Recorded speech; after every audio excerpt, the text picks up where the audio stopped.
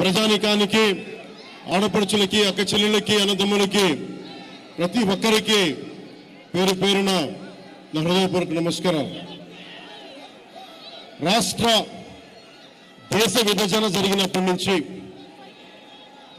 1947 దేశ విభజన జరిగినప్పటి నుంచి ఎప్పుడు మనం ప్రశాంతత చూడలేం. అడ్డగోలుగా లక్షలాది మంది నరికేశారు అప్పుడు పాకిస్తాన్ విభజనప్పుడు. ఆ రోజు నుంచి ఈ రోజు దాకా ఏదో ఒక సందర్భంలో వాళ్ళ దేశాన్ని, పాకిస్తాన్ని వాళ్ళు ఏలుకోలేక బలపడుతున్న మన దేశం, అభివృద్ధి చెందుతున్న మన దేశం ఎలాగైనా సరే దీన్ని వెనక్కి నెట్టాలి, అభివృద్ధిని ఆపాలి అనే ప్రయత్నాలు పాకిస్తానీ కొన్ని దశాబ్దాలుగా చూస్తున్నాం.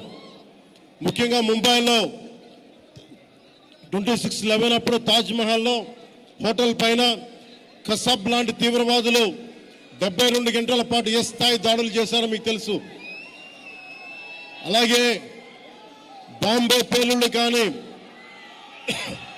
కోయంబత్తూరులో బాంబు పేలుళ్ళు కానీ, అలాగే గోకుల్ చాట్ కానీ, గోకుల్ చాట్ పేలుళ్ళు కావచ్చు, లుంబిని పార్క్ పేలుళ్ళు కావచ్చు, జామా మస్జిద్ పేలుళ్ళు కావచ్చు, వీటన్నిటికీ వెనక పాకిస్తాన్ హస్తం ఉంది. వారు ముఖ్యంగా ఒకవైపు సరిహద్దుల్లో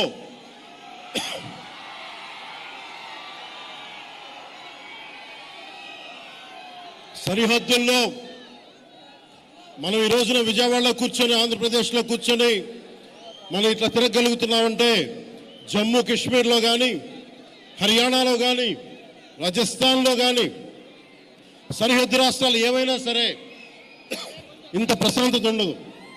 మనం చేయగలిగేది సైనికులకి మేము అండగా ఉన్నాం, మేము ధైర్యం చెప్పడం, అలాగే స్థానికంగా మనకి భారతదేశం లోపల ఎవరైనా సరే సూడో సెక్యులరిస్టులు ఎవరైనా సరే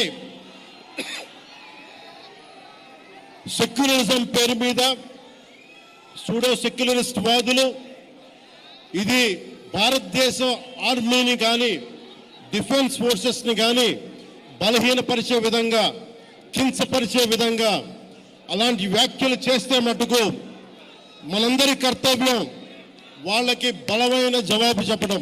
వాళ్ళు ఏ స్థాయి వ్యక్తులైనా కావచ్చు. ఇది మనందరం చాలా బలంగా నిర్ణయం తీసుకోవాలి, నిలబడాలి మన వాళ్ళ కోసం. అలాగే మురళీ నాయక్ 23 ఏళ్ళ కుర్రవాడు.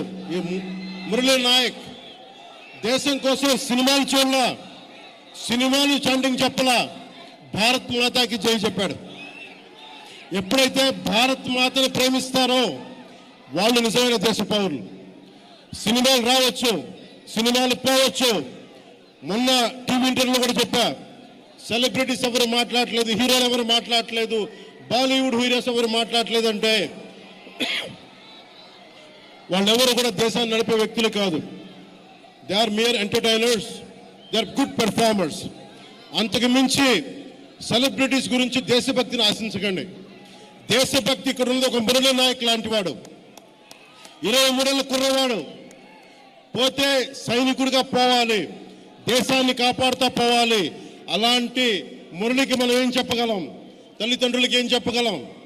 ఒకటి, దేశం కోసం ప్రాణాలు ఒడ్డేసి వెళ్ళిపోయిన మురళీ నాయక్ ఆత్మకి శాంతి కలగాలని కోరుకుంటూ, నిరంతరం మన గౌరవ ప్రధాని శ్రీ నరేంద్ర మోదీ గారికి ఎల్లప్పుడూ వెన్నంటే ఉంటాం, అండగా ఉంటాం అని తెలియజేసుకుంటూ, పాకిస్తాన్కి మనందరం మన భాషల్లో అన్నిట్లో కూడా ఒకటే చెప్పాలి. మీరు మా దేశం లోపలికి వచ్చి కొడితే మేము మీ ఇళ్లలోకి దూరొచ్చి కొడతాం. అదే సమాధానం వీళ్ళకి. ఎంతకాలం?